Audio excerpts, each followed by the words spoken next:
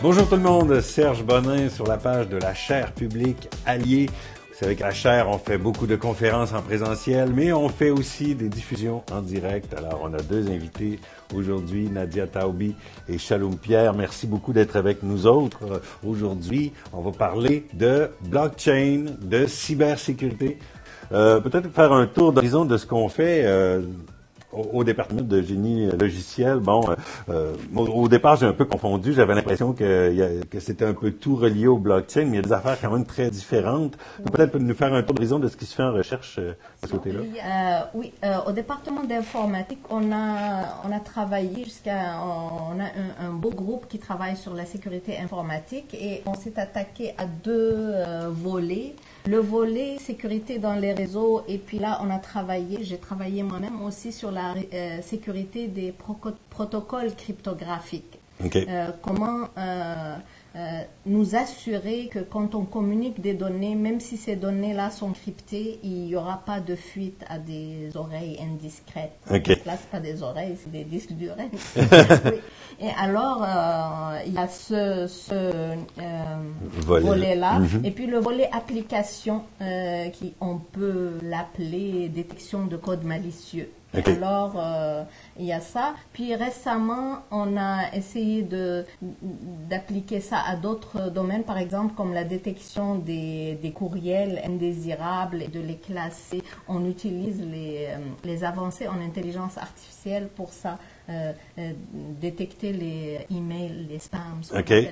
les courriels indésirables, ou les classer en des campagnes. Et c'est quoi les courriels qui sont destinés à faire la publicité, de ceux qui sont des hameçonnages, ceux qui sont destinés à des raisons malhonnêtes, etc. Okay. Mais moi, ce que je vous ai dit, je parlerai aujourd'hui surtout de la détection du code malicieux. J'ai travaillé beaucoup là-dedans récemment. Alors, on ira un peu plus loin par la suite. Si on vous est avez en entrée en matière. Si vous avez d'autres questions, il n'y a pas de problème. Tout à fait, vous vous gênez pas. Si vous êtes en ligne, vous écrivez vos questions, on va les défiler et puis on pourra les intégrer tranquillement. Voilà, notre animateur. Évidemment, je suis pas la seule à travailler sur ça. Il y a plusieurs professeurs dans notre département qui travaillent sur ça. Il y a Mohamed Mejri, José Desharnais, Béchir Tari. Ça, c'est toujours en cybersécurité, là, parce que j'imagine qu'il y a d'autres départements aussi, là. Oui, chez nous, je parle. Parfait. Chaloum, j'ai envie de vous poser la question là, sur la philosophie. Qu'est-ce qui fait qu'on marie la philosophie et le blockchain? Parce que vous travaillez spécifiquement sur le blockchain. Donc, qu'est-ce qui fait qu'un doctorant en philosophie, on comprend qu'il y a le côté éthique, là, mais est-ce qu'il y avait déjà une fibre au niveau de l'informatique pour essayer de comprendre comment ça fonctionne et où est-ce qu'on s'en va dans ce domaine-là? En fait, merci pour la question. Il faut dire que j'ai fait plusieurs formations en parallèle en gouvernance des technologies de l'information, tout ce qui concerne l'art numérique, la création numérique en fait. Donc j'étais toujours dans ce milieu-là, mais je pense que le point le plus important, ça a été le fait que durant mes études de premier cycle en philosophie, j'ai beaucoup travaillé en logique mathématique. Okay. Et il faut dire que c'est important de le préciser, c'est la base actuellement du savoir en fait. Okay. Et qu'est-ce qu'on fait en philosophie quand on étudie les logiques mathématiques? En fait, ce qui est intéressant avec la logique, c'est que par exemple, en informatique, il peut y avoir ce qu'on appelle la logique binaire, en fait, 0, 1, quand c'est ouvert, quand c'est fermé. Et je pense que il faut dire que dans l'histoire, la logique mathématique a fait partie de la philosophie jusqu'à l'avènement de quelqu'un qui s'appelle Alan Turing, en fait, qui a d'ailleurs publié un article important dans une revue de philosophie en Angleterre, en fait.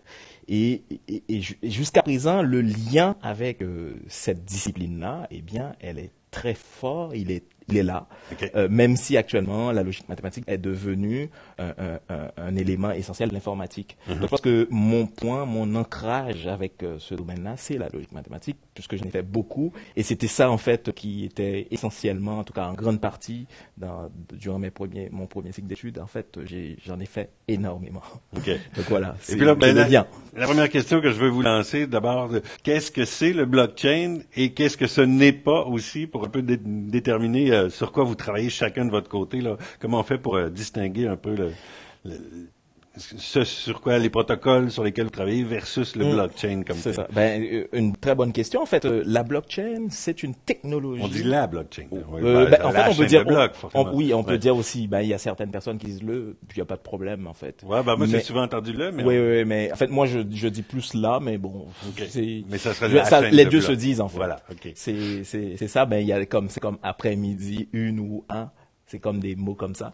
Mais là, moi, j'ai plutôt tendance à dire ça, mais c'est pas peut-être pas la seule façon. En fait, on peut dire aussi le, sans problème. Alors voilà pour la sémantique. et oui, donc la blockchain en fait c'est une technologie qui permet de stocker des données de façon sécurisée et distribuée. Qu'est-ce que ça veut dire? Ici, je viens de recevoir mes cartes d'affaires. Oui. Là, je vais donner une carte à chaque personne. Alors ici, on a c'est comme si on avait chacun, on devenait ce qu'on appelle un nœud dans un réseau. Okay. Et on dispose chacune de nous, de la même information. En fait. Et donc, ce qui est intéressant avec la blockchain, c'est que justement, si je dois modifier un nœud, eh bien, il faut que ça soit sur tous les autres nœuds. Donc, il faut que ça soit répliqué sur tous les autres nœuds. Okay. Et donc, de telle sorte que s'il y a une attaque sur un nœud, rapidement, on va le voir. Et on peut, justement, c'est ça qui est intéressant, c'est que la façon, ce qu'on appelle le système de validation est fait de telle sorte que on ne veut pas que si moi, je dois être en contact avec une autre personne, ben, je ne veux pas que cette personne-là me dise quelque chose qui ne soit pas vrai. Donc, c'est basé sur la confiance. Donc, en ce sens-là, dans les blockchains publiques, on est capable de vérifier est-ce que la personne qui dit qu'elle va payer ou qu'elle dispose de temps, eh bien, est-ce que réellement, quel est l'historique de cet échange-là, en fait, de cet actif, en fait. Ça lui dresse un peu, quelque part, un CV de fidélité. C'est ça, exactement. Donc, l'historique est là. Et donc, ça, c'est un point très important dans la blockchain. Au niveau, on est capable, justement, de voir, d'auditer, de voir, en fait, les différents moments, en fait. On peut remonter jusqu'à Nakamoto, en fait, qui est l'une des personnes qui a développé cette idée-là. Donc, c'est une idée qui date de 1991, c'est quand même important de le préciser, mais ça a été développé dans un article, dans un white paper de Satoshi Nakamoto en 2008. Donc, cette année, ça fait quasiment 11 ans que ça s'est développé voilà, dans les milieux crypto-anarchistes, en fait, au début, et puis actuellement dans d'autres domaines. En fait. Donc l'idée, c'est vraiment de tracer l'action de chacun pour dire, voici son parcours, il est fiable ou il l'est moins un peu. C'est ça. C'est un peu dans cet esprit-là. C'est ça. Donc c'est un registre qui est ouvert, en fait, qui peut être ouvert et tout le monde, en fait, ça c'est certains types de blockchains qui sont publics. Donc on peut voir justement qui fait quoi, en quelque sorte, dans l'historique des échanges qui ont été faits, en fait, dans le réseau. Madame Tarby, de votre côté, c'est vraiment des protocoles mathématiques, là. C'est vraiment des formules. C'est en fait, d'abord il faut motiver pourquoi c'est nécessaire qu'on travaille sur la sécurité. C'est parce que on vit dans un monde d'abord où presque tous les aspects de notre vie on trouve des applications. Que ça soit notre sécheuse, notre laveuse, les lumières, etc. Il y en a de plus en plus. Mais en plus de ça, on appelle ça le buzzword qui vient avec, c'est le Internet of Things. Ces choses-là, où il y a de l'informatique, sont interreliées. Donc d'un côté, on a accès à un monde qui peut sembler idyllique parce que tout est relié, tout est facilité, etc. Mais d'un autre côté, il y a des risques énormes qui viennent avec. C'est-à-dire, s'il y a un agent malicieux qui est capable d'aller envoyer un message erroné à un pacemaker de quelqu'un, il peut le tuer. Ou alors, des messages erronés qui perturbent les communications entre une tour de contrôle et les avions, on peut avoir des accidents d'avion. Donc, il y a... on a vu ce problème-là dans l'actualité récemment. Là. Oui, ça, mais c'est autre chose. C'était pas un problème de communication, c'était un problème de logiciel. Il y avait des erreurs logicielles, puis un manque d'entraînement des pilotes. Mais bon, si on revient, donc on vit dans ce monde-là qui vient avec sa facilité, mais ses gros risques. Maintenant, les gens ne sont pas dupes qui travaillent en informatique, ils sont conscients de tout cela et les techniques pour remédier à ça, c'est-à-dire il nous faut des moyens de protection. Est-ce que ça s'adresse vraiment à tout le monde? Les compagnies, les États, les individus? Est-ce que c'est toujours le même processus? Tout le monde est concerné par ça. Tout le monde est concerné. Et on doit se poser les questions. Comment est-ce que je dois me protéger? Comment est-ce qu'en mettant des firewalls? Est-ce qu'en mettant des antivirus? Tout ça, et oui, il faut. Mais toutes les solutions viennent avec des avantages et des inconvénients. Maintenant, si on veut parler des solutions actuelles, est-ce qu'elles sont suffisantes? Est-ce qu'elles répondent à toutes les questions? La réponse est non. Et je pourrais vous parler pourquoi. Oui, c'est ça, parce que quand on installe un antivirus, il y en a plusieurs sortes. Oui, alors, puis on sait que, bon, par exemple, quand on a un Mac, on a l'impression qu'on est un peu plus protégé. Le PC a plusieurs antivirus différents, mais on ne sait pas la validité de chacun. Oui. Alors, comment fonctionnent les moyens de protection actuels? On a commencé quand il y avait les applets Java. C'est-à-dire, c'est du code que je peux télécharger facilement. Il est programmé ailleurs dans le monde, je ne sais pas, c'est une source fiable ou pas. Je le télécharge et j'exécute. Okay. Eh bien, ça vient avec son lot de risques, c'est cette facilité-là. Et alors, au départ, en Java, on exécutait dans un carré de sable, on appelle ça. C'est-à-dire, le sandbox, on disait, je veux donner à cette application aucun droit ni de lire ni d'écrire sur mon disque. Mais c'est très limitatif, ça. Donc, on devient les mains liées. Okay. On peut penser à des firewalls. Je n'ai pas d'image pour firewall. J'ai installé un firewall pour mon fils quand il était jeune. Là. Il était incapable de faire quoi que ce soit. Donc, ces moyens drastiques, ça nous protège. Le firewall, encore une fois, c'est pour éviter d'inscrire quelque chose. Pour éviter que ça vienne de l'extérieur?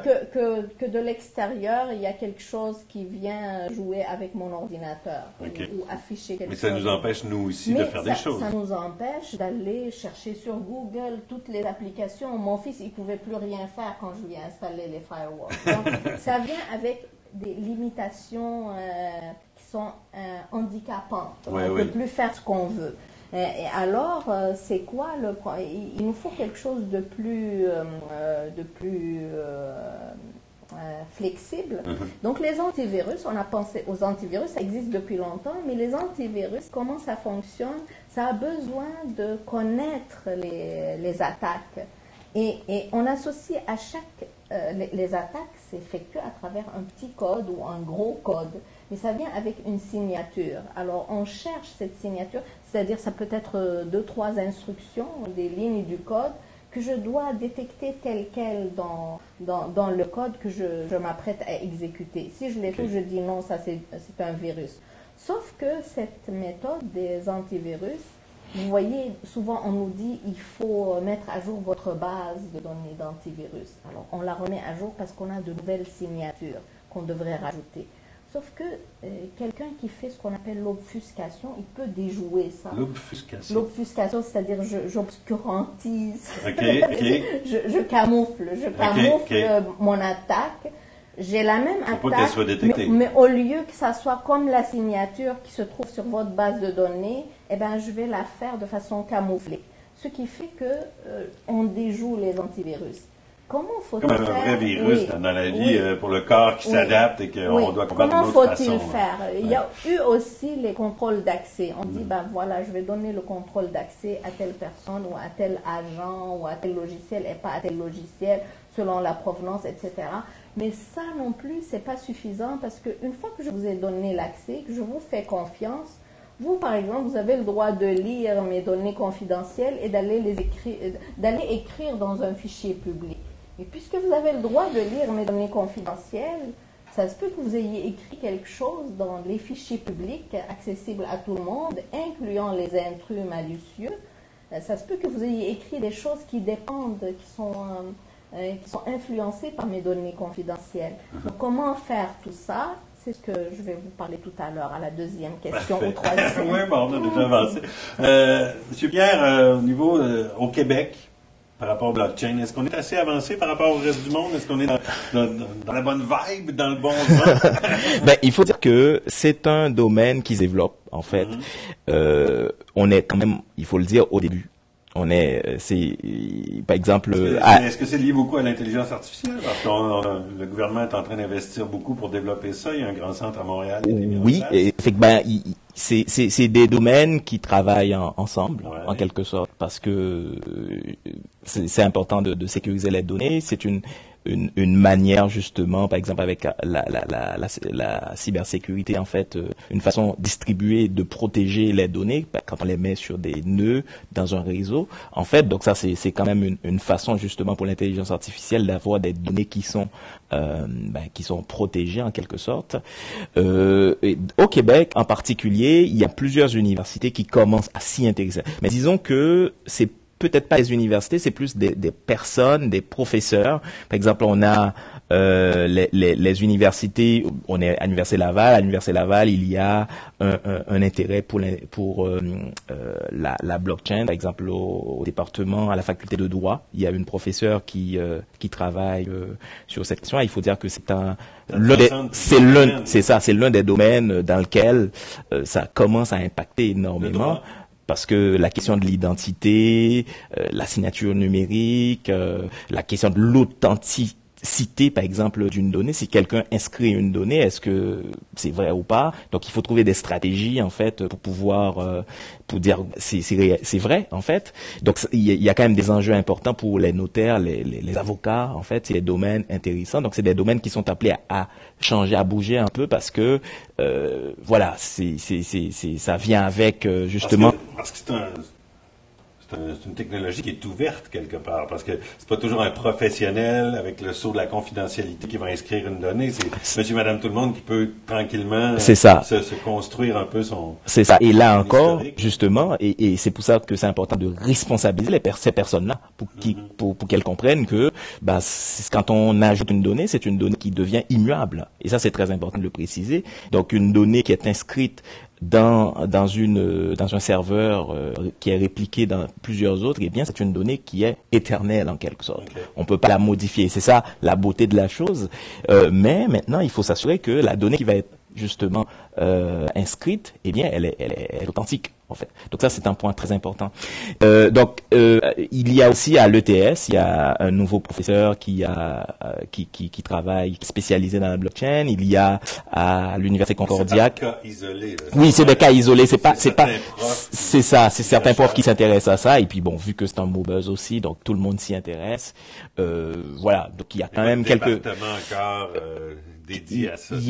Non, pas encore, parce que par exemple, il y a l'université de Nicosie en fait qui est je crois que c'est Chypre en fait, qui a une avance considérable, parce que il faut savoir que ils ont connu une situation en 2013, je crois, en fait, lorsque l'État est allé dire aux citoyens de ne pas, il y a une somme qu'ils peuvent pas à retirer, un maximum à ne pas dépasser en fait.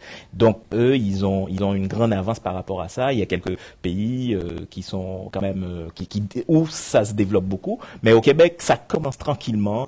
Il y a beaucoup de choses à faire. Et donc ça, c'est au niveau des universités. Il y a beaucoup, par exemple à l'Université de Montréal, il y a un professeur qui va lancer un laboratoire blockchain. C'est ça.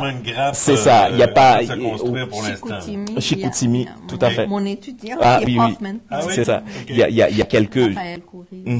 Donc il y a quand même à l'UQAM aussi, il y a une structure fintech ils organisent des événements.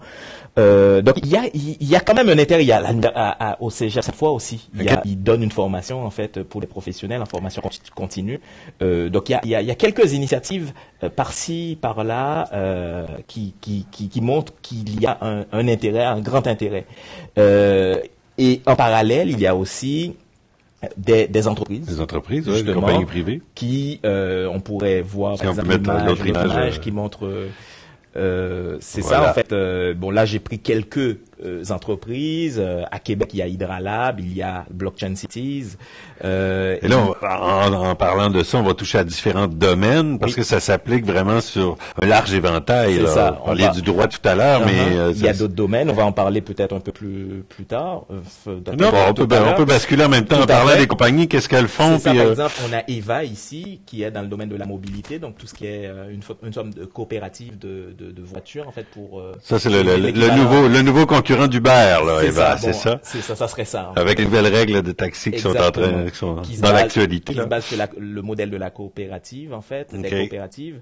On sait que fonctionne par le blockchain. C'est ça, qui utilise la blockchain. Hydralab aussi qui s'intéresse beaucoup à tout ce qui est la chaîne d'approvisionnement, qui est à Québec aussi. Et puis la chaîne d'approvisionnement, c'est-à-dire ça veut dire que par exemple ça peut être dans le cas par exemple de quelqu'un qui veut dans le milieu agroalimentaire en fait. Bon, ils ont beaucoup ils s'intéressent à beaucoup de choses. Là ils viennent d'avoir ils ont fait une collaboration avec Pulsar qui est à l'Université Laval. Mais dans la chaîne d'approvisionnement, ça peut être justement pour la traçabilité en fait. Donc, si par exemple j'achète, ça c'est de façon générale en fait avec la blockchain, on est capable de faire ça. Si par exemple j'achète du maïs ou je sais pas moi un poisson, donc je peux voir où est-ce que ça a été pêché, l'endroit où les différents moments en fait jusqu'à l'assiette. Donc c'est ça, c'est pas nécessairement uniquement des données sur les individus, mais ça peut être aussi sur les différents acteurs de la chaîne de distribution. Ça a été développé aussi, je pense. J'imagine qu'Amazon aussi doit avoir du plus Walmart qui a développé ça, il me semble. Il y a un projet, voilà. Et puis il y a aussi Bitfarms, et là c'est plus dans le domaine du mining en fait. Et qui est une entreprise très importante en fait qui est de crypto-monnaie. Ouais, c'est ça. Donc ça c'est une grosse entreprise par rapport à ça, ce qui est l'une des plus importantes pour le Québec. Et puis il y a c'est toutes des compagnies québécoises. Ensuite on a Jami en fait qui est dans le domaine de la communication, de la messagerie en fait. C'est-à-dire la possibilité pour que deux personnes puissent se connecter. Justement, c'est la base de la blockchain, sans qu'il y ait d'intermédiaire, en fait. Et ça, c'est quelque chose qui permet justement de faire ça, la blockchain, qui aussi est en phase avec la technologie contemporaine, parce que les gens, de plus en plus, utilisent justement, il y a un taux de pénétration assez important des mobiles, en fait. Donc, les gens utilisent de plus en plus leurs mobiles et donc font appel à leur téléphone, par exemple, pour faire ce qu'on appelle l'économie de partage. Donc, il y avait un rapport, justement, pour le Québec, en fait, un intérêt pour ça, parce qu'on s'en va vers là.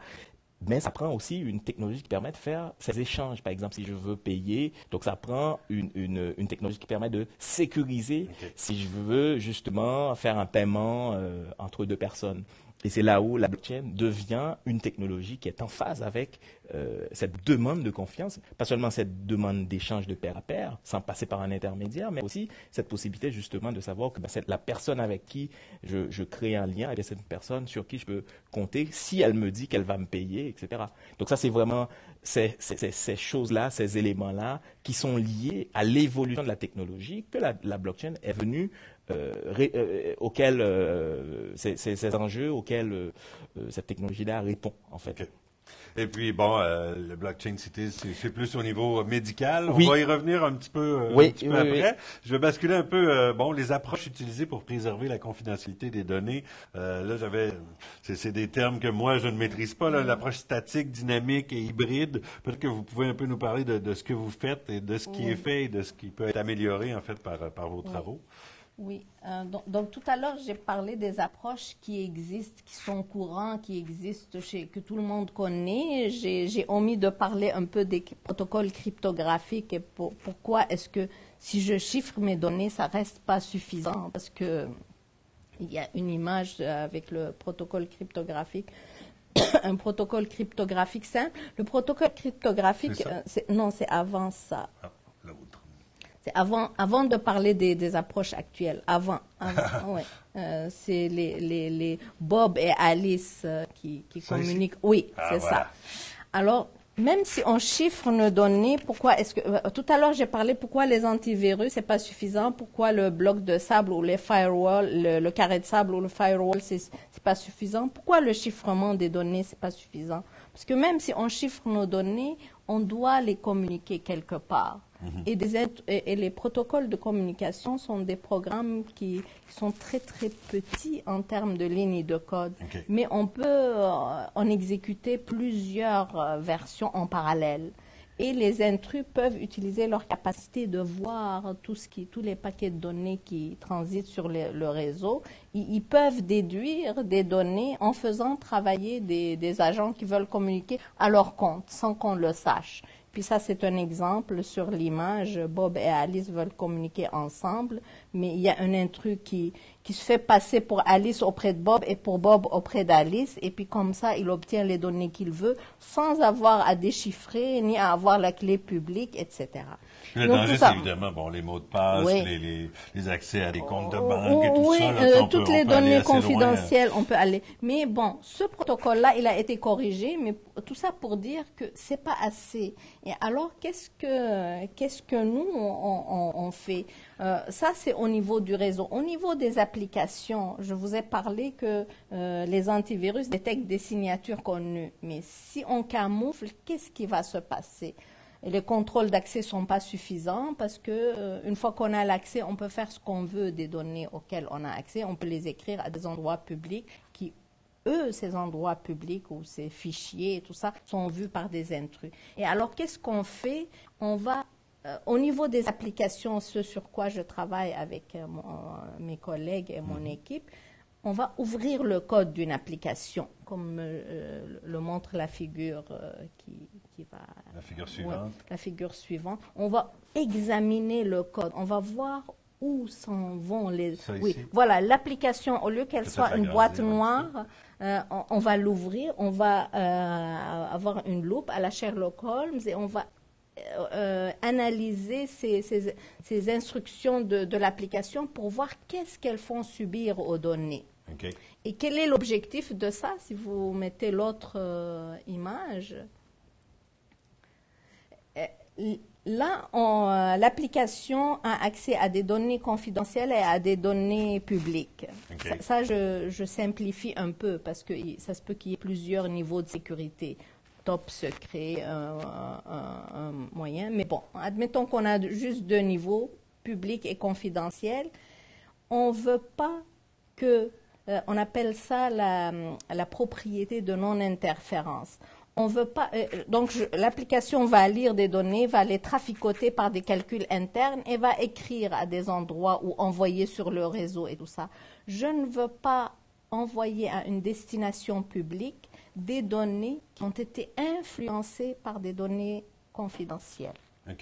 Voilà, c'est ça l'objectif. Donc, vous voyez les données en jaune, là où il y a interdiction. Donc, mon objectif de l'analyse, c'est d'interdire que des données privées soient des destinations publiques, d'écrire des données confidentielles dans des destinations publiques, ou alors d'écrire des données contaminées ou alors influencées par des données confidentielles. Là, le vert, là, ça peut être une donnée qui a été issue d'un calcul d'une donnée publique et d'une donnée confidentielle. Donc, elle est contaminée par un niveau de confidentialité. Je ne veux pas l'envoyer sur une destination publique.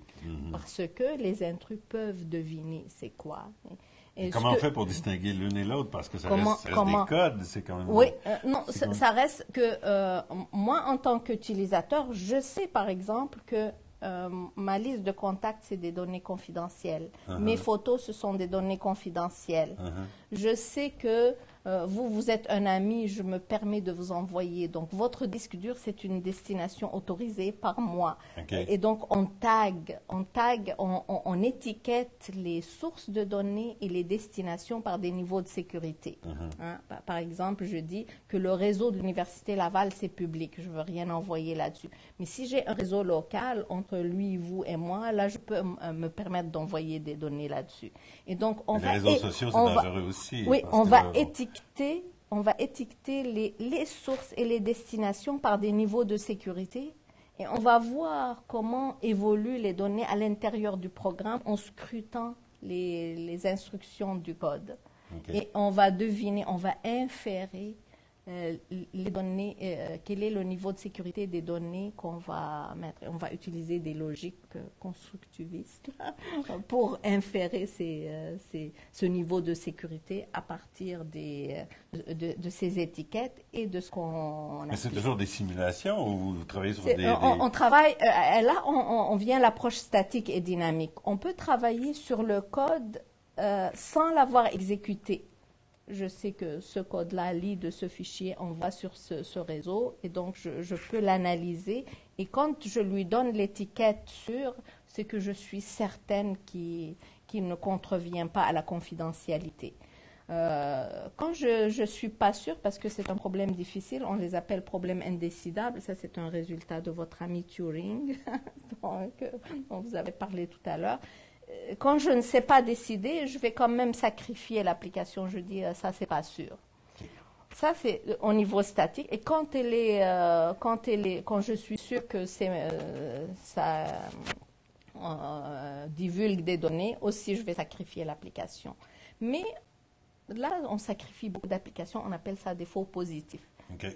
Alors, qu'est-ce qu'on fait? Au lieu de faire seulement statique, on veut ajouter un niveau dynamique. On va contrôler qu'est-ce qui se passe au moment de l'exécution. C'est-à-dire, en cours d'exécution, je vais voir, est-ce que là, ce que je m'apprête de faire, est-ce que ça va divulguer de l'information ou non? Et je vais l'arrêter avant.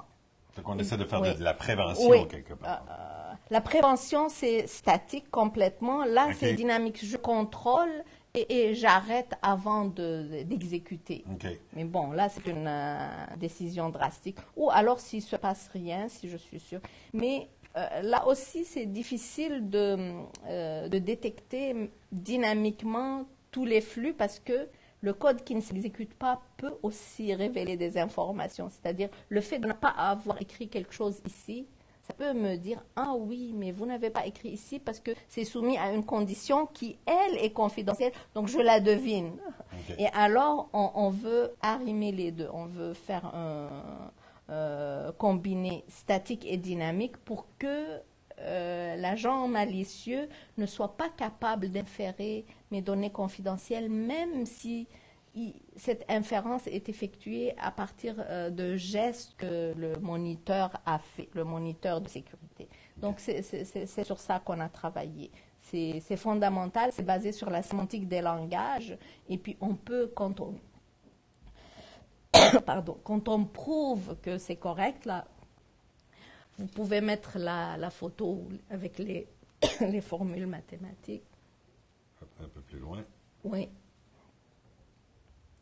On va modéliser ce que font nos instructions par leur effet sur le niveau de sécurité des sorties. C'est ici? Et oui. Et donc là, ici, je peux savoir qu'il y a un cas où je vais empêcher, je vais soumettre le send d'une information à une condition. Je ne veux pas l'envoyer tout le temps, je vais mettre une condition avant de faire cet envoi d'une donnée. On est plus loin que mon algèbre, moi, de secondaire 5. Oui. Ça, c'est la logique mathématique, c'est l'inférence des données d'informations à partir d'autres. Mais la confidentialité aussi, donc ça, on peut garantir à 100%, mais en donnant des faux positifs. Mais cette méthode-là qui s'applique à garantir la confidentialité en assurant une propriété qui s'appelle la non-interférence, c'est-à-dire que la non-interférence, c'est très simple comme propriété. J'ai une application, si je modifie seulement les données confidentielles, un observateur externe ne doit pas voir de modification sur les données qui sont transmises dans les destinations publiques. Il ne doit rien voir. Les données confidentielles n'ont pas contaminer du tout les sorties publiques. Là, ça peut être utilisé de façon duale à assurer l'intégrité des données. L'intégrité des données, c'est quoi? C'est l'autre image avec le bloc. Alors, l'intégrité des données, c'est que je ne veux pas contaminer. J'ai un fichier dans lequel j'ai des données qui sont fiables. Je ne veux pas le contaminer avec des données qui ne sont pas sûres. Okay. J'ai été lire sur... oui. Donc, je peux l'utiliser de façon duale, l'autre. Okay.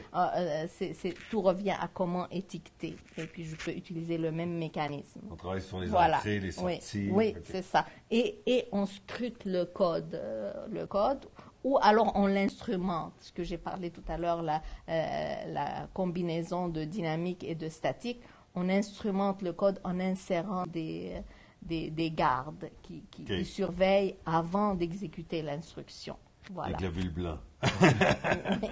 C'est ça. Si on revient du côté de Blockchain Cities, pour les données médicales, c'est un grand débat. On aimerait tous avoir un grand registre où toutes nos données médicales sont entrées. Moi, je suis souvent à l'hôpital avec mon père, et puis on doit remplir à chaque fois des formulaires sur papier. Il les numérise, ça va dans le dossier, mais on ne peut pas le faire, c'est-à-dire que ça ne se transmet pas si facilement d'un endroit à l'autre. Est-ce que c'est là-dessus que vous travaillez, la confidentialité de ces données-là aussi, ça doit être assez complexe? Exactement. En fait, nous, ce qui nous intéresse, c'est que pour ce travail-là, et c'est pour ça que c'est important de préciser une chose, c'est que il ne faut pas utiliser la blockchain parce qu'on en parle, en fait. C'est important d'aller là où il y a un besoin. Et le besoin pour la question, pour les données médicales, c'est quoi? C'est que, premièrement, c'est un besoin lié à la sécurité des données, en fait. Alors, on peut mettre peut-être une image sur la sécurité des données, peut-être dans Blockchain Cities, où on montre comment, par exemple, l'an dernier, ce qui s'est passé, c'est que les dossiers médicaux de plusieurs millions de Québécois au Québec ont été exploités à leur insu. Et là, on parle exploité, c'est-à-dire que ça a été utilisé, voilà l'article en fait, à des fins commerciales.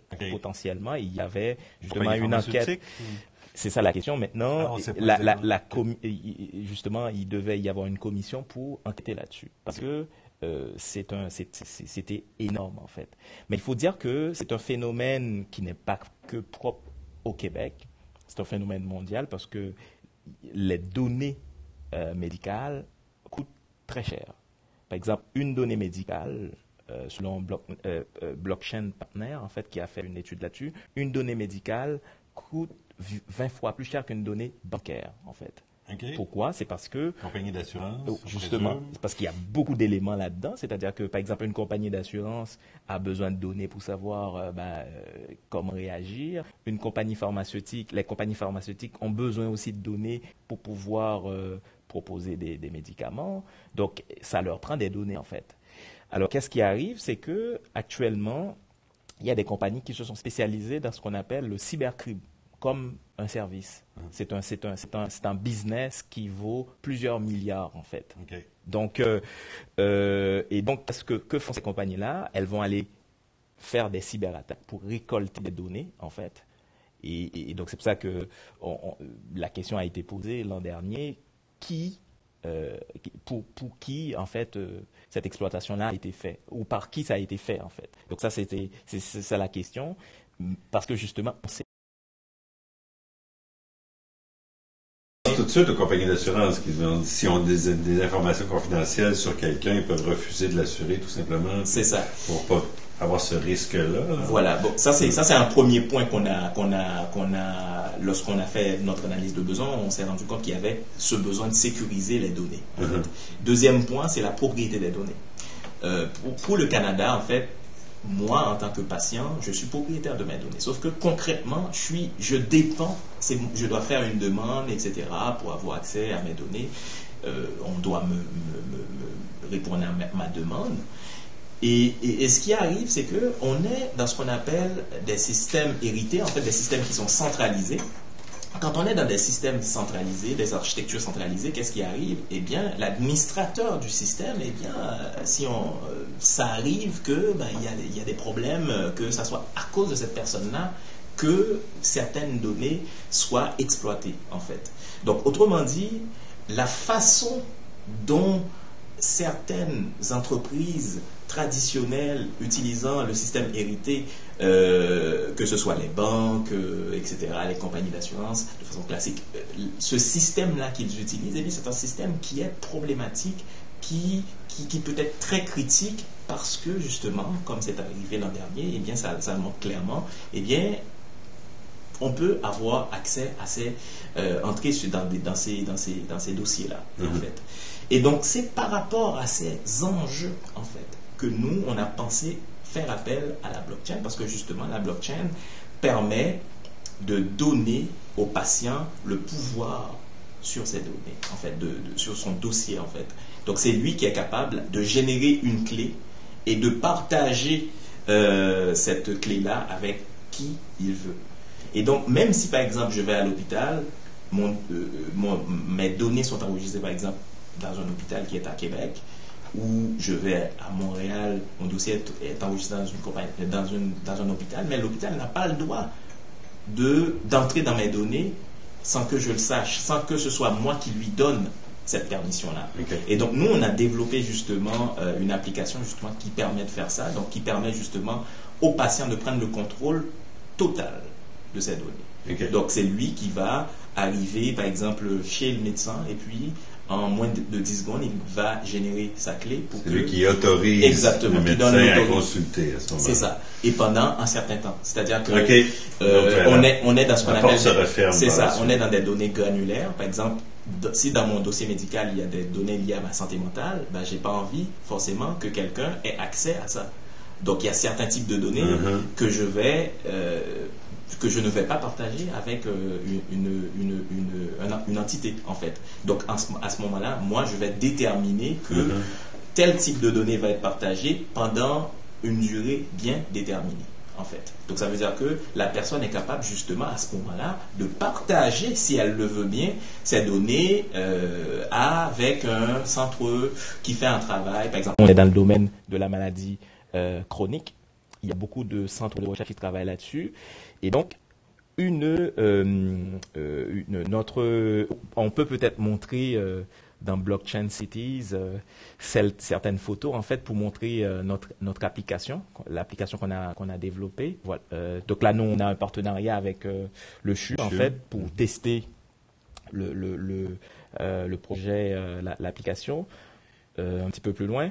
En fait, ça permet justement à la personne de pouvoir partager, si elle veut, ces données avec une entreprise, et elle saura que cette donnée-là a été utilisée de telle heure à telle heure, parce que on est capable, la personne est capable d'auditer justement de savoir qui. C'est ça. Et c'est ça le problème justement avec le dossier médical québécois actuellement, c'est que n'importe qui peut entrer sur n'importe quel dossier, on ne saura jamais, parce qu'on ne peut pas l'auditer.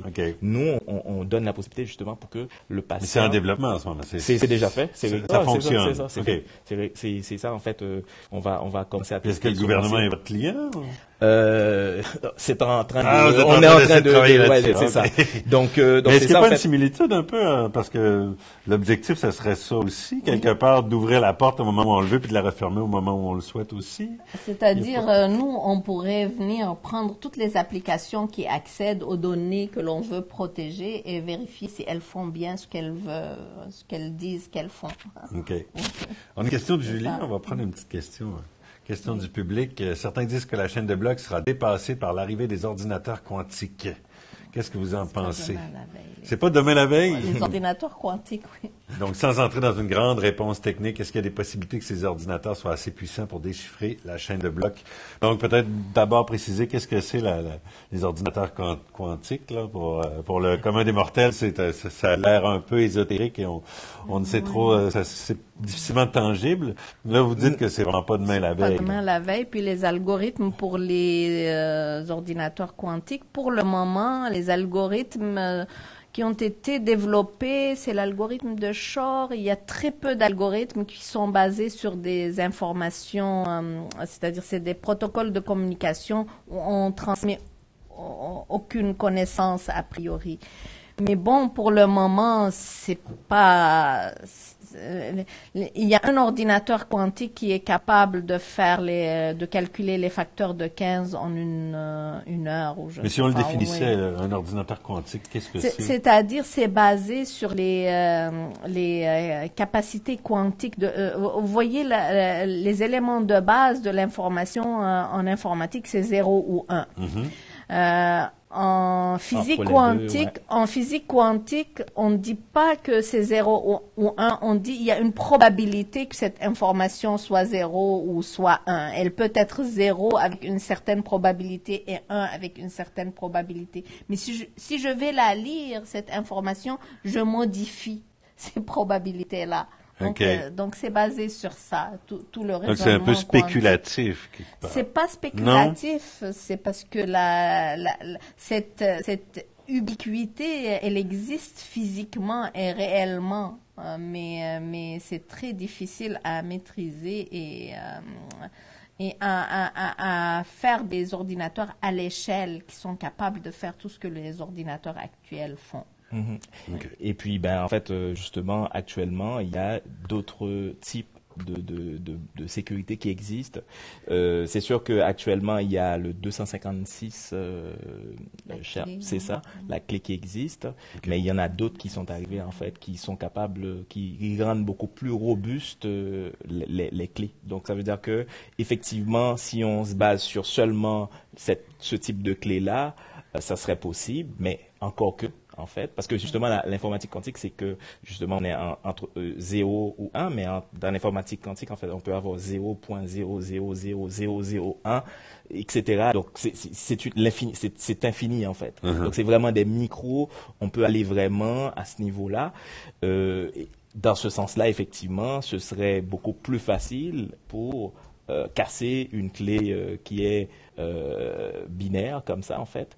Mais actuellement, il y a deux types de clés qui viennent renforcer la robustesse de ce qui existe actuellement. Okay. Donc, ce qui rend quasiment impossible la possibilité de casser les clés qui sont en train d'être développées. Donc, c'est infiniment plus complexe. Ouais, c'est ça. Donc, infiniment plus complexe aussi à pirater quelque part. C'est ça. Mais on n'est pas rendu là. Il y a des chercheurs qui se préparent au cas où il y aurait des ordinateurs quantiques qui verraient le jour et qui seraient déployables à l'échelle justement de réfléchir à tous ces algorithmes de cryptage et tout ça. Okay. Ça se prépare. Ça se prépare. Bon, le projet Andrana, c'est ce dont on a parlé. Est-ce qu'il y a quelque chose à ajouter un peu c'est-à-dire là, ce dont je vous ai parlé... C'est le modèle un peu hybride, là? Ce dont j'ai parlé pour décider si une application est malicieuse ou pas, ça prend vraiment comme une analyse très, très approfondie et puis ça peut nous donner des garanties sur les applications. Sauf que c'est très coûteux. Et des fois, par exemple, moi, j'ai un iPhone, un téléphone Android. C'est pas à chaque fois que je veux télécharger une application, que je vais aller appliquer là-dessus tout ça. Okay. On va laisser la vérification très, très approfondie des logiciels critiques, etc. Mais moi, en tant qu'utilisateur, je veux quelque chose de rapide qui me dit sur mon iPhone ou sur mon téléphone, oui, cette application, vous n'avez pas intérêt à la télécharger parce que elle est classée, elle a un risque d'être malicieuse. Et alors, on a besoin de plus de rapidité. Et alors, on a pensé utiliser l'apprentissage automatique pour détecter lesquelles des applications Android. Là, donc clairement, l'intelligence artificielle appliquée est malicieuse ou pas. Comment on fait? On va représenter les applications. Elle va accéder à mes photos, mais en même temps, elle va écrire sur le réseau. Eh ben, la plupart des données, des applications malicieuses font ça. Et alors, avec ça, on l'a essayé, c'est-à-dire ce que j'ai décrit avant, on ne l'a pas déployé à l'échelle sur des cas réels, mais on a travaillé avec Thales sur un projet où on a pris une grande banque de données d'applications Android et on a roulé un algorithme d'apprentissage qui a appris appris à détecter les applications malicieuses de celles qui ne le sont pas, les applications qui divulguent des informations de l'utilisateur de celles qui ne le sont pas, et on a obtenu de très bons résultats. Puis là, actuellement, on est en train de raffiner ça. On se dit, au lieu de... ça, on ne l'a pas fait encore. C'est en cours. C'est une étudiante qui en maîtrise qui est en train... au lieu de faire des caractéristiques simples, de dire, voilà, l'application a accédé à mes contacts, parce que ça se peut que j'ai besoin d'accéder à mes contacts et de parler au réseau, à travers le réseau, etc., on va utiliser des propriétés de la logique modale, ça va plaire à mon ami ici présent, pour dire, voilà, quand je fais ça et puis ça, ou alors ça, etc., c'est malicieux, mais quand j'accède tout simplement, et que j'envoie sur le réseau, c'est pas malicieux.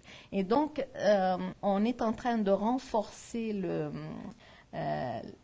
l'apprentissage automatique par une phase avant qu'on appelle le model checking, l'évaluation de modèle, c'est-à-dire je vais décrire les propriétés que je ne veux pas que mon ordinateur, mon application satisfasse dans une logique modale, et je vais essayer de détecter si c'est vrai, est-ce que mon application satisfait ces propriétés ou pas, et après ça je fais l'apprentissage automatique en espérant que ça donne beaucoup plus de précision ou de capacité de prédiction à mon outil d'apprentissage. On va voir, mais là aussi, ça va devenir un petit peu plus coûteux et on va réserver ça aux applications qui seraient beaucoup plus critiques, dans le domaine critique, dangereux. Donc, c'est ça. Je voudrais qu'on bascule un peu sur l'avenir. Vous gênez pas, si vous nous écoutez, vous avez des questions. On arrive à cette période-là, donc écrivez-les, puis on va essayer de les passer. Mais donc sur l'avenir, qu'est-ce que le blockchain nous réserve? Qu'est-ce que nous réserve aussi au niveau de la cybersécurité, des nouvelles attaques possibles qui peuvent exister? Sur quoi vous allez travailler bientôt? Vous me parlez tout à l'heure des objets intelligents et tout ça. Donc Peut-être, je sais pas qui veut se lancer en premier, là, mais vers où on s'en va dans ces technologies-là, dans ces recherches-là? Dans le domaine de la blockchain, comme je l'ai dit, c'est que c'est en pleine mutation. Donc, ça permet, étant donné que il y a un écosystème qui est en train de se créer autour de ça, qui exige que justement qu'il y ait une meilleure compréhension de la situation. Par exemple, on peut prendre le cas des crypto-monnaies, en fait, qui actuellement, on a vu comment ça fluctue beaucoup. Oui, c'est ça. Le Bitcoin qui est monté à quoi? À 20 000? C'est ça, 20 000, qui est à 3 000, ou je sais pas trop. Une baisse de plus de 80%, en fait.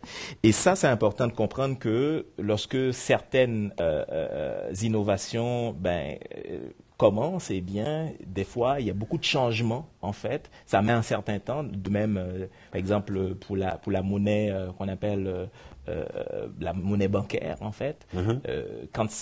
Pour que ça puisse s'imposer au début, eh bien, ça a mis un certain temps, ça a craché, et puis puis ça a fait son chemin, et puis finalement, ça s'est imposé, en quelque sorte.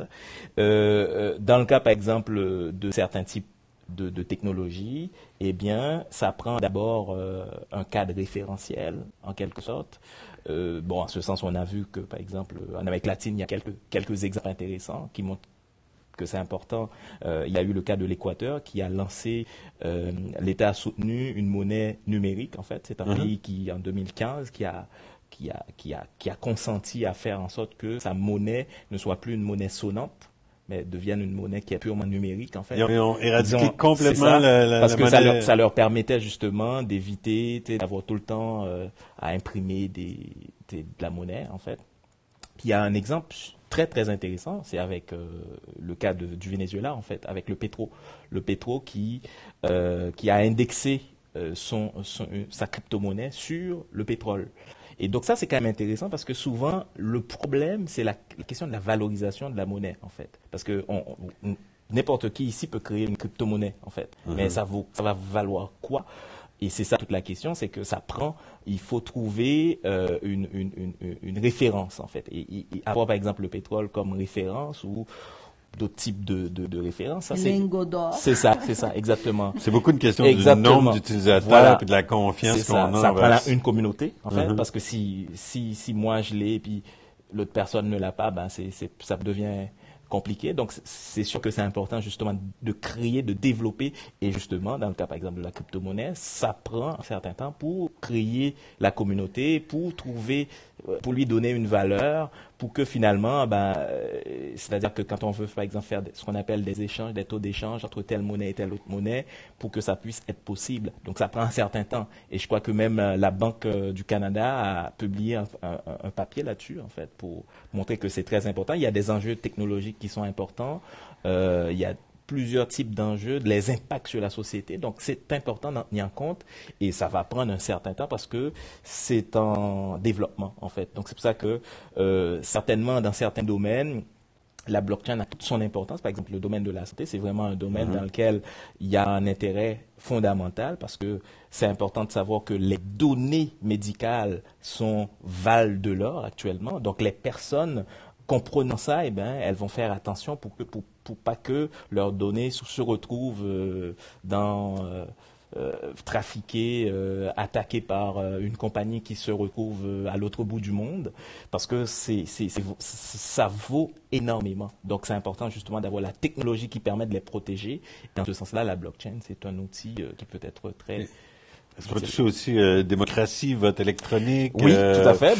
Parce que là, on parle déjà de transactions bancaires, donc j'imagine que ça va aller... Exactement. Le vote électronique aussi, c'est en test. Je sais qu'en Suisse, il y a eu une petite ville qui s'appelle, je crois que c'est Zug, qui avait tester ça, mais tout ça, en fait, c'est ça.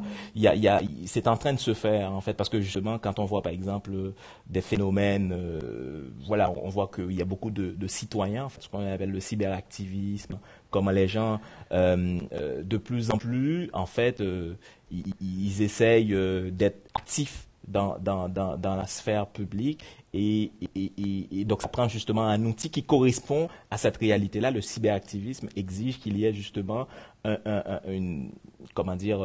par exemple la personne, ce qu'on appelle, il y a en Europe une série de partis pirates, en fait. C'est des cyberpartis, en fait, qui sont tout simplement en ligne et il n'y a comme pas de représentants. Toutes les personnes faisant partie qui deviennent membres, ont leur mot à dire et ça prend un outil, justement, pour pouvoir répondre à ça, une forme de consensus, de démocratie directe, en fait. Et donc, en ce sens-là, justement, la blockchain devient un outil, une autre forme d'application. Par exemple, Ethereum donne la possibilité justement de créer ce type de choses-là. Donc, en ce sens-là, oui, il y a des perspectives intéressantes, mais c'est en train de se faire. Donc, ça prend justement des tests, mais ça prend aussi des recherches, en fait, des recherches que ce soit, par exemple... Est-ce que c'est beaucoup l'initiative du privé ou il y a des États qui investissent dans le R&D? Oui, en fait, il y a des États, par exemple, il y a l'Estonie qui est quand même connue. Ils ont lancé aussi une plateforme côté pour la santé. Donc, c'est quand même l'un des pays qui est très connu. Ils sont à l'avant-garde de bien des choses, l'Estonie, étonnamment. Mais... Exactement, parce que l'Estonie a connu une situation assez particulière parce que après l'effondrement du mur de Berlin, il a fallu que l'Estonie, ils ont parlé de démocratisation, mais ils ont dit qu'ils vont internationaliser la démocratie, en fait. Donc, ils ont lancé ça, et c'est ainsi que quelques années après, ils ont connu une cyberattaque massive pendant près d'un mois, et l'origine, c'était la Russie. Et juste après, ils se sont organisés pour que s'ils utilisent Internet pour leur démocratie, que ça soit vraiment, ça ait, sur le plan de la sécurité, là, que ça ait une bonne, ça soit robuste, en fait. Et c'est ainsi qu'ils ont eu vraiment, par rapport à cette expérience malheureuse qu'ils ont connue, ils ont mis en place une structure pour que finalement, ces choses-là soient pensées. Et ça, c'est intéressant parce que souvent, dans le cas, par exemple, de certains pays, souvent, ces pays-là n'ont certaines fois pas de projet ou de stratégie numérique, en fait. Et moi, j'ai l'habitude de dire que quand, par exemple, un pays ou une région n'a pas de stratégie numérique, il y il y a les GAFAM qui en ont un pour est-ce qu'on a une stratégie qui est ça. numérique ici au Québec? Et c'est ça, justement, c'est que ces entreprises, ce qu'on appelle les GAFAM, les Google, Apple, Facebook, Amazon, etc. Maintenant, on parle aussi des NATU, Netflix, Airbnb, Tesla, Uber. C'est des plateformes qui ont des plans, en fait.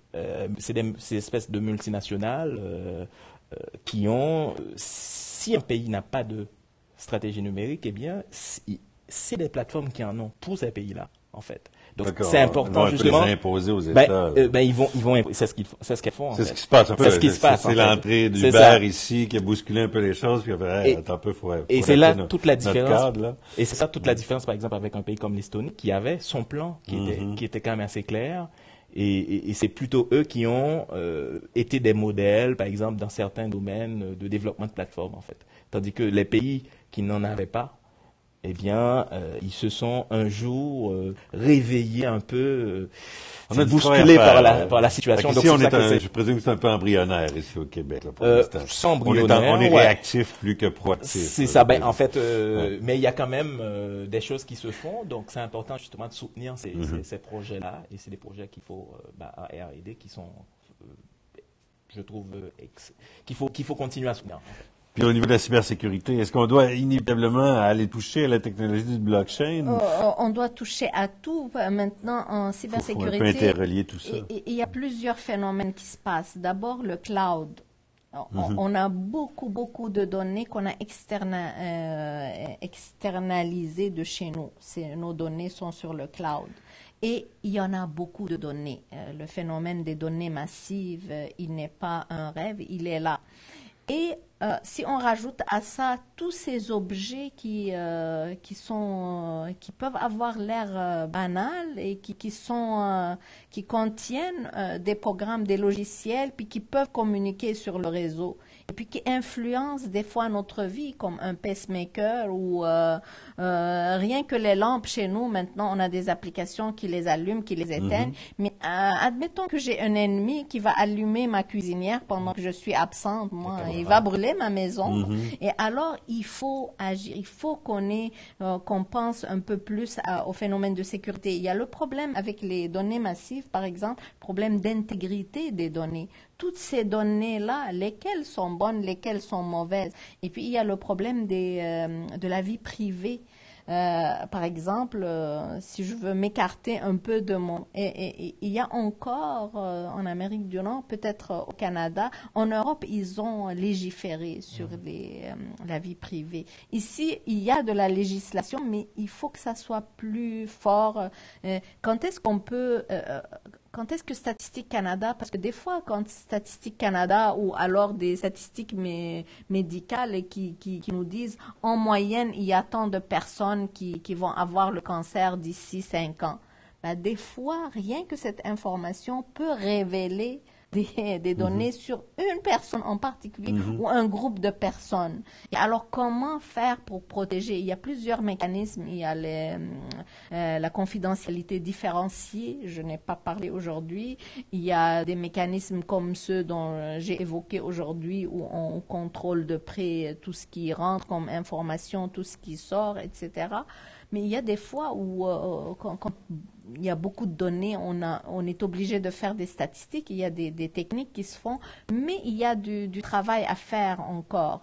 Dans le domaine de Internet of Things et tout ça, ça peut influencer, et même il y a eu des essais, il y a un groupe de recherche qui se sont attaqués en même temps à plusieurs voitures, je pense que c'était Chrysler ou quelque chose comme ça, des voitures autonomes, et elles les ont fait dévier de leur trajectoire. Donc ça peut aller loin. Le Google Car, là, c'est pas encore à point, là. C'est-à-dire, créer des accidents. Il faut travailler en même temps qu'on sache quand est-ce qu'il faut que je tourne à droite, quand est-ce qu'il faut que je tourne à gauche, c'est-à-dire l'algorithme, il décide d'aller tout droit, réguler la vitesse, etc. Il faut aussi protéger ces objets-là d'attaque extérieure. Il faut penser à la sécurité. Et puis, il y a des problèmes ouverts encore. On a du pain sur la planche avant d'être sûr que ça va se passer sans problème. Ça, c'est ce que je vous raconte sur les voitures. Ça a eu lieu. Il y a des chercheurs qui ont fait dévier en même temps plusieurs voitures qui se trouvent à des distances l'une de l'autre. Toutes, elles sont déviées vers la gauche ou vers la droite. C'est des simulations, ça. Oui, c'est des simulations. Parce qu'il n'y en a pas encore beaucoup sur la route, là. Il y a quelques-unes qui commencent. Ils ont simulé, mais avec de vraies voitures. C'est pour dire qu'on est capable d'aller interférer dans ces commandes qui dictent ce que la voiture doit faire. Hein. Ça peut aller loin et il faut qu'on y travaille. Quelqu'un qui veut faire le mal peut y arriver. Quelqu'un qui veut faire le mal peut y arriver. Il peut traficoter les données. Il y avait un rapport justement sur le pacemaker, en fait, qui était quand même accablant. C'est-à-dire que la plupart, il y avait tellement c'était tellement critique, en fait. Et pourquoi? C'est parce que souvent, certains, ça date justement de plusieurs années, donc ils n'ont pas fait de mise à jour, ça te coûterait trop cher, etc. Puis il y a eu une attaque récemment avec les caméras, en fait, qui était quand même assez d'envergure, en fait. Ça, c'est d'autres éléments, donc je pense que c'est un point, la cybersécurité, c'est un point essentiel, en fait, dans la vie. Et puis si je veux aller plus loin que la sécurité, dans la vérification formelle ou l'intelligence artificielle, on a des problèmes de vérification d'éthique, d'empêcher des biais et tout ça, et qu'il faut qu'on s'attaque à ces problèmes-là. Ben super, merci, ça fait un très bon tour d'horizon. Donc n'hésitez pas à aimer, n'hésitez pas à partager, commenter encore une fois, on va relayer l'information. Merci encore une fois à mes deux invités, Nadia Taoubi et Chaloum Pierre.